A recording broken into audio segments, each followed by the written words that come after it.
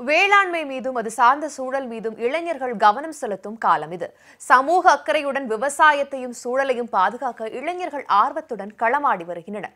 அந்த வகையில் தென்மேற்கு பருவமழை இன்னும் சில நாட்களில் துவங்க உள்ள நிலையில் அதனை சேமிக்க நீர்நிலைகளை தயார்படுத்தும் பணியில் கோவையை சேர்ந்த இளைஞர்கள் ஈடுபட்டுள்ளனர். அவர்கள் பற்றி இந்த தொகுப்பில்.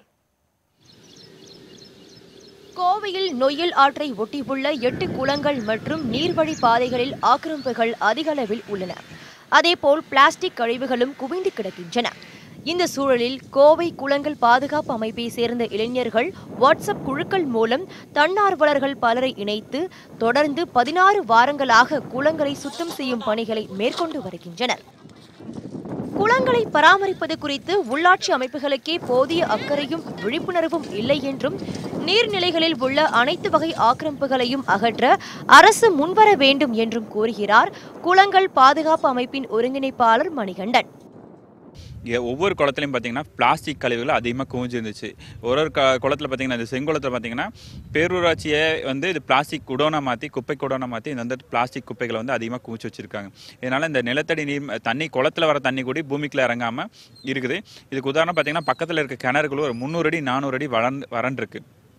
கோவை மாவட்டத்தில் விவசாயிகளுக்கு 1000 அடி கீழே நிலத்தடி நீர்மட்டம் போனங்காட்டி அவங்க எங்காவது தண்ணி கிடைக்கிறத வாங்கி கிணத்துல ஊற்றி விவசாயம் பண்ண வேண்டிய நிலை இருக்குது.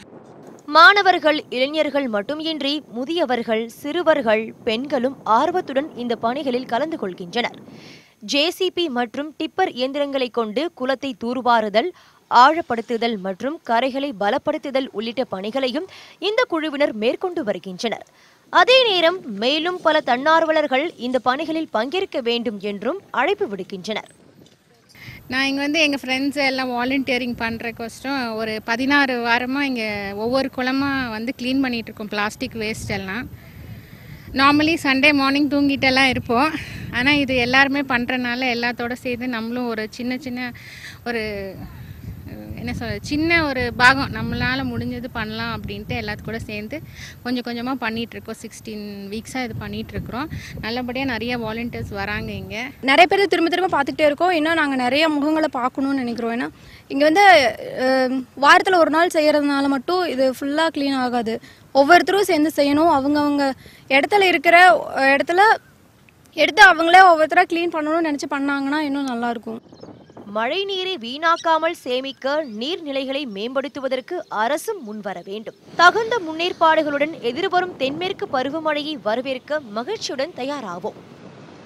எதிர்வரும் தென்மேற்கு பருவமழையை சேமிக்க நீர்நிலைகளை தயார்படுத்தும் பணியில் கோவையை சேர்ந்த இளைஞர்கள் ஈடுபட்டுள்ளனர். பருவமழை வீணாகாமல் தடுக்க நீர்நிலைகளை தூர்வாரவும் அவற்றில் ஆக்கிரமிப்பை அகற்றவும் அரசு நிர்வாகம் முன்வர வேண்டும் என இந்த இளைஞர்கள் கோரிக்கை வைத்துள்ளனர். பிரசாந்த், நியூஸ் 18 தமிழ்நாடு.